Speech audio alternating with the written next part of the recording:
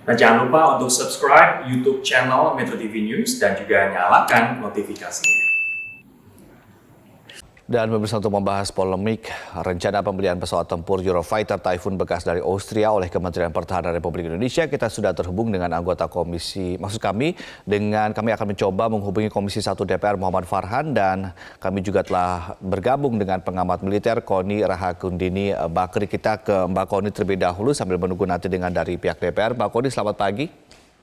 Selamat pagi, apa kabar Mas Ade? Iya, baik. Mbak Koni, kalau kita lihat kan ada banyak indikator untuk menilai apakah kebijakan atau rencana ini efektif atau tidak, mulai dari kebutuhan, mulai dari teknologi, kemudian mungkin dari geopolitik dan juga dari hal-hal yang lain. Kalau kita lihat dari kebutuhan, Mbak Koni, seberapa butuh sih kita sama 15 unit pesawat tempur bekas dari Austria ini? Kalau tentang pesawat tempur itu kita jelas butuh ya, kita jelas butuh. Tetapi kebutuhan kita itu sekali lagi dasarnya harus kuat. Ini yang sebenarnya menjadi keprihatinan saya atas manajemen pertahanan yang dipimpin oleh Menteri Pertahanan Prabowo Subianto. Karena begini, kalau kita berdasarkannya ancaman atau tadi pertimbangan geopolitik dan lain-lain, kita nggak boleh nanggung cuma hanya beli Typhoon atau Eurofighter. Kita mesti pikir tentang kenapa nggak beli F-35 sekalian, F-22, gitu kan, F-18, beli Osprey, beli Poseidon, beli kapal induk, ya kan? Itu kalau memang kita melihat ancaman dan konstelasi ancaman di kawasan, karena kita harus melihatnya apa sih yang dimiliki tetangga-tetangga kita atau yang berpotensi akan ada di kawasan kita. Jadi kita lihat aja apa yang dimiliki Cina, dimiliki Australia, dimiliki India, dimiliki Singapura, Thailand, Malaysia dan lain-lain. Itu kalau persepsinya ancaman. Nah, kalau persepsinya sekarang anggaran gitu kan, saya cuma bingung aja ya, kalau kita persepsinya anggaran, kenapa tiba-tiba lompat ke Eurofighter? Karena sebenarnya kalau kita harus mengukur anggaran, ini tuh ada yang disebut namanya perang modern itu memerlukan dua hal ya, platform-centric warfare dan network-centric warfare. Nah, platform-centric warfare itu artinya sebanyak mungkin alutsista yang sama, gitu loh. Nah, fungsi daripada Eurofighter itu kan fungsinya sudah superiority fighter seperti F-35 atau F-27 kita, Sukhoi. Dia punya air dominan, bobot senjatanya kuat, jarak jangkaunya jauh. Nah, kenapa nggak beli itu saja gitu? Karena sekarang jangan sampai Menteri Pertahanan itu melakukan atau tidak menjaga procurement yang tidak accountable. Nah, pengadaan ini masalah yang paling penting. Itu baru satu hal tentang bagaimana mengadakan. Karena begini, kalau tidak ada commonality, tidak ada platform-centric warfare, nggak mungkin kita akan mencapai target perang modern, yaitu network-centric warfare, di mana kekuatan 3 angkatan itu, 3 matra itu akan terpadu. Itu satu hal. Hal kedua adalah terkait yang diributkan juga oleh DPR, dan saya sepakat dengan yang dinyatakan DPR, bahwa dengan pembelian ini dan cara membelinya, mengirimkan surat langsung seperti itu, akan berpotensi melanggar Undang-Undang Industri Pertahanan. Undang-Undang Industri Pertahanan itu ada 7 syarat alutsista kalau kita beli dari luar negeri. Yaitu ada imbal dagang, ada kandungan lokal, ada offset. Nah, jumlahnya ini fantastis. Jumlah yang dicapai oleh keduanya antara imbal dagang dan offset dan juga itu adalah 85%. Apa sih misalnya? Harus ada joint production, harus ada joint venture, harus ada buyback, harus ada hak kekayaan intelektual kita, hak perkayaan kita gitu. Ada juga hak pelatihan dan lain-lain. Jadi nggak sesimpel beliau pengen apa dibeli. Nah, yang kedua, yang paling penting, saya juga mendengar kabar bukan cuma masalah ini yang saya pertanyakan sebenarnya dalam kesempatan ini. Saya mendengar misalnya Kementerian Pertahanan sekarang memberi peluru dalam jumlah yang demikian fantastis. Bayangkan saja peluru. Peluru itu adalah satuan yang menurut saya bukan ada di urusan di Kementerian Pertahanan. Kementerian Pertahanan itu nggak bisa mengurusi hal-hal yang berinya urusan satuan bawah. Itu harus diajukan oleh batalion mengajukan ke Kodam mengajukan ke Kepala Staf Angkatan gitu. Ya kan? Demikian juga di Angkatan Laut dan Angkatan Udara. Bagaimana mungkin gitu tiba-tiba pembelian purchasement itu benar-benar diadakan di Kementerian Pertahanan. Baik. Yang nomor 3, boleh ditambahkan, mungkin mendengar juga statement tentang beliau bilang membatalkan pembelian senilai 50 triliun. Ya kan, kemarin ada pernyataan bahwa menyelamatkan anggaran pertahanan ada pembatalan kontrak selama sebanyak 50 triliun. 50 triliun itu dari mana? Ini jadi saya agak bingung ya, kok Menhan bisa menyatakan hal seperti itu. Karena setahu saya, anggaran pertahanan kita itu sekitar 110-112 triliun. Ya kan? 52%-nya itu untuk anggaran untuk yang tetap, misalnya gaji karyawan dan lain-lain. Dan untuk pembelian senjata, setahu saya itu hanya paling banyak berkisar 12-13 triliun. Sisanya itu kita untuk patroli, untuk logistik, untuk latihan, untuk pendidikan, untuk pemeliharaan gitu loh. Jadi banyak hal yang membuat saya agak prihatin karena apakah Menteri Pertahanan ini berjalan sambil tidak tahu dia kemana berjalannya. Oke, Mbak Koni tadi juga sudah menyinggung soal anggaran begitu ya. Kalau secara keseluruhan kita sebetulnya fokusnya ke pesawat ini, tapi secara keseluruhan deh sebagai gambaran pengelolaan anggaran di Kementerian Pertahanan selama ini seperti apa sih? Kalau menurut Anda? Ya, seperti tadi saya sampaikan, sudah jelas kok pembagian itu seperti apa, dan kita lihat dari jumlah sedemikian banyak. Nanti mungkin dari Pak Farhan bisa lebih menjelaskan. Dari jumlah sekian banyak itu, kita lihat saja 52% itu adalah untuk anggaran yang tetap ya. Nah, yang lain itu sisanya turun ke tiga KPA, 4 termasuk Mabes TNI, Angkatan Darat, Angkatan Laut, Angkatan Udara. Kembali kepada sekarang tentang pembelian Eurofighter sendiri. Apakah sudah dibicarakan dengan KPA kuasa pengguna anggarannya? Kuasa pengguna anggaran itu Angkatan Udara. Nah, kalau Angkatan Udara gitu kan, saya selama ini belum pernah dengar tiba-tiba ada Eurofighter, karena kita pernah bahas Saab, kita pernah bahas Rafael, kita pernah bahas yang lain. Tapi tiba-tiba Eurofighter dan tiba-tiba sudah kita baca suratnya seolah-olah memesan gitu. Itu buat saya agak mengejutkan gitu. Kalaupun memang ini sudah pernah dikaji, mohon maaf dengan segala hormat, Kasol yang mana? Kasol yang baru nggak mungkin, karena beliau baru beberapa saat di situ. Kasol yang lalu Pak Hadi, Panglima TNI sekarang, juga saya rasanya nggak pernah dengar Pak Hadi bicara tentang ini gitu. Kasol yang sebelumnya lagi gitu, Pak Yuyu, saya juga nggak pernah dengar tentang ini. Mungkin kalaupun ada surat yang harus beredar dan itu seolah-olah ajuan dari Angkatan Udara, mungkin kita masih bisa percaya bahwa sudah ada tahapan-tahapan dilewatkan. Ini kan nggak ada. Saya bicara sama DPR nggak ada yang tahu. Baik, Mbak Koni, strategi pertahanan dan politik luar negeri ini juga yang menjadi sorotan. Super Fighter ini katanya tidak tepat sebagai pilihan karena dikhawatirkan kita terkesan merubah strategi yang tadinya defensif ke ofensif. Begitu, apa pandangan soal ini? Begini, kalau saya nggak khawatir, malah menurut saya kita memang harus merubah strategi kita dari defensif menjadi ofensif, harus. Kenapa saya bilang harus? Karena kita itu sejak 2014 telah ditetapkan oleh Presiden sendiri sebagai negara poros maritim dunia. Nah, ketika kita mengerti negara poros maritim dunia, itu kita harus mengerti bahwa kita itu juga negara poros dirgantara dunia, kita juga negara poros permukaan dunia. Artinya apa? Tadinya pertahanan kita yang hanya bicara tentang kedaulatan, hanya wilayah kedaulatan kita, ini sudah harus berbicara tentang wilayah kawasan. Nah, bagaimana sekarang politik luar negeri kita dalam misalnya ASEAN? Apakah ASEAN sepakat kita ada semacam security cooperation atau defense cooperation? Itu menjadi pertanyaan. Yang kedua, sesuai tuntutan Nawacita. Nawacita itu menyatakan kita mesti di 2 samudra, Samudra Hindia dan Samudra Pasifik. Itu artinya menuntut kemampuan yang pasti ofensif gitu. Cuman saya selalu menyatakannya sejak lama, ini ofensif pasif. Ofensif pasif itu artinya gini, menghitung betul sasaran ancaman itu akan dari mana dan menghalonya sejauh mungkin dari wilayah kita, dari wilayah kedaulatan kita. Nah, ini saja dulu disepakati. Kalau ini disepakati, ya kan, oleh Kementerian Luar Negeri, oleh Kementerian Pertahanan dan juga oleh seluruh aspek yang terlibat, gitu kan, termasuk yang pasti Presiden sendiri.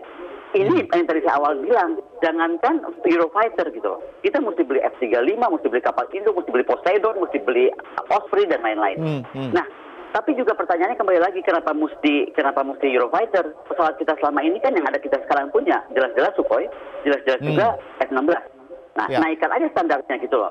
Kayak tadi saya bilang F-18, F-22, F-35, atau tadi pindah juga Sukhoi supaya diperbanyak gitu. Sehingga ada commonality. Commonality ini sangat penting. Karena sekali lagi kita itu akan menuju perang modern yang sangat memerlukan network-centric warfare. Network-centric warfare nggak bisa terwujud kalau nggak ada platform-centric warfare. Nah, kita ini sekarang bicara platform sebenarnya. Ya. Oke, artinya juga ada berbagai macam analisa, Mbak Koni. Saat ini kita sudah punya Sukhoi 35 seperti Anda tadi katakan. Ketika itu sudah ada sistem suku cadang sudah ada, kemudian kita juga punya sistem untuk mensupport Sukhoi 35 juga sudah ada. Ketika kita beli yang Typhoon ini, berarti kita juga harus membuat sistem yang lain sehingga anggarannya malah tambah bengkak, begitu ya? Bagaimana kalau Anda melihat seperti analisa Anda? Exactly. Jadi gini loh, kalau bicara tentang fighter jetnya 2, Superlative Fighter tadi saya bilang ada air dominance-nya, bobotnya dan jaraknya jauh ya, bobot senjatanya bisa berat. Yang kedua multi role fighter, dia pesawat perang permukaan dan juga fungsinya tempur udara. Nah, kenapa ini mesti satu commonality yang atau satu hal yang banyak? Ada 2 hal. Jika kita beli banyak, maka secara ekonomi kita akan lebih murah, pasti itu, gitu.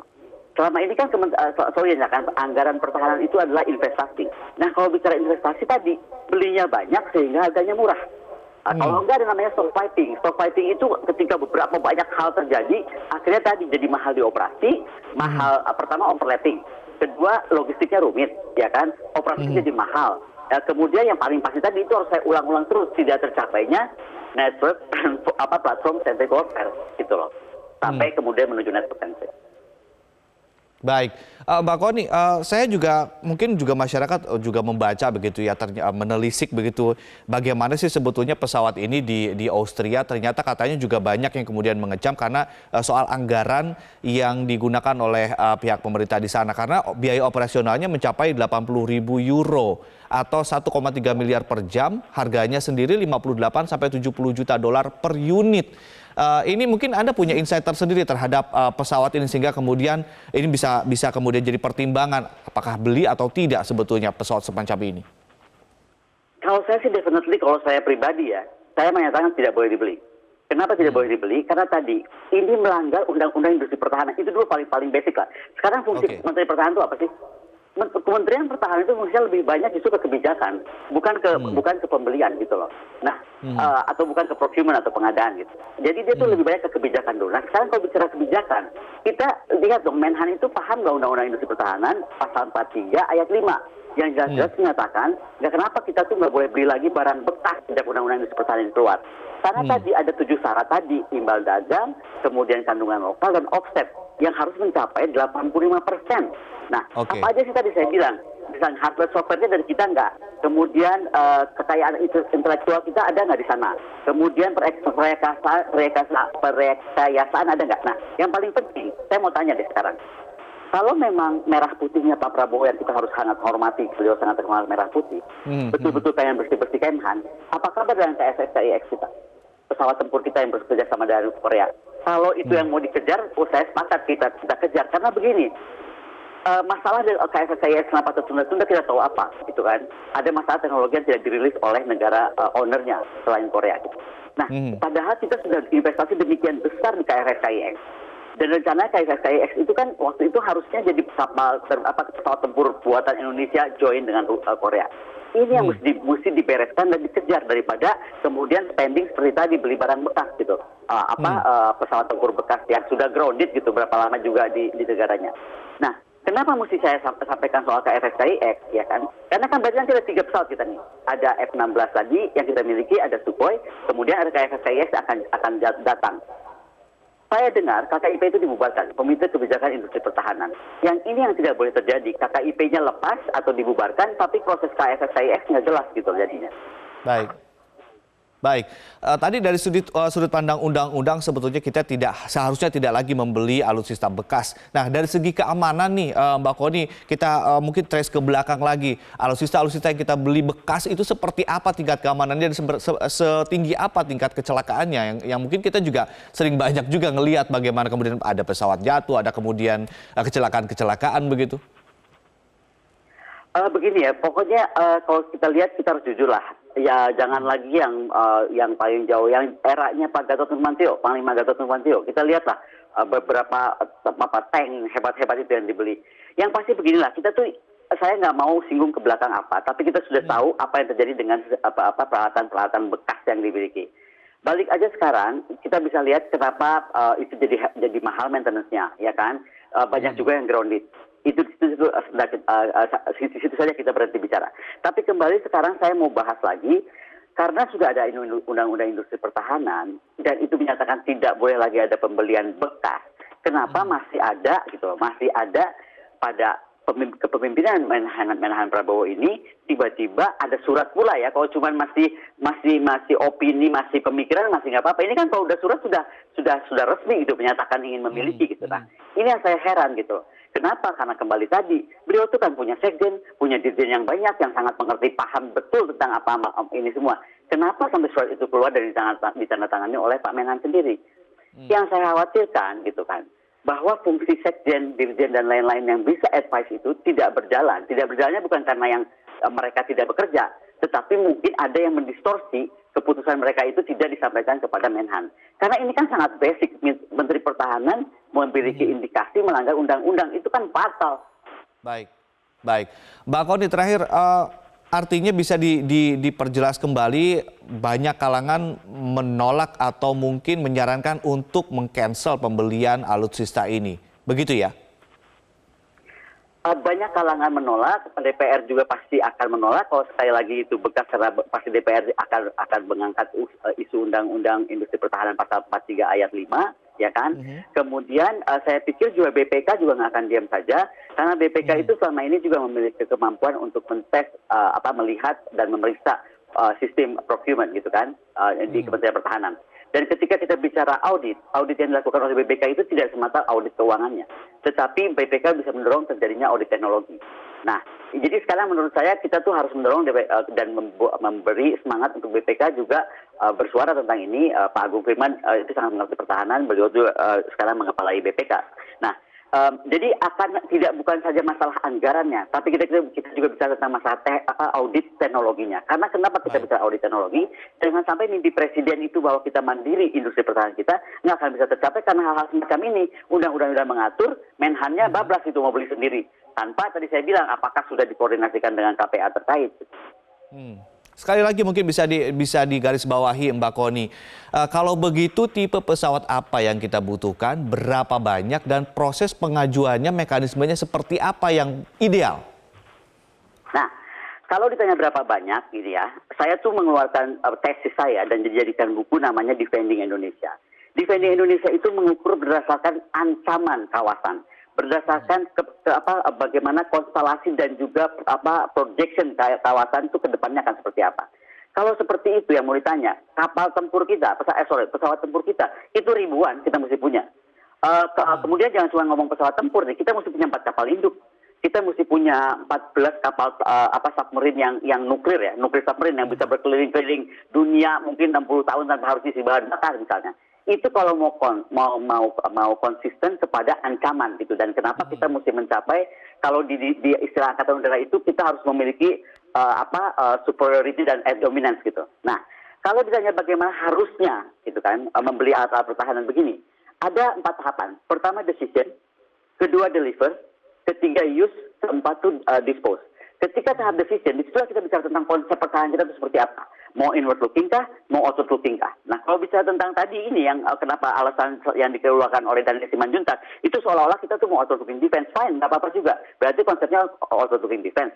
Kalau outward looking defense, itu artinya jangan juga nanggung. Seperti tadi saya bilang, bikin aja seperti sistem Defending Indonesia. Saya bisa kirimkan kok sekarang juga ke Menteri Pertahanan buku Defending Indonesia saya seperti apa. Itu menyeimbangkan Australia, menyeimbangkan China, menyeimbangkan India, dan lain-lain.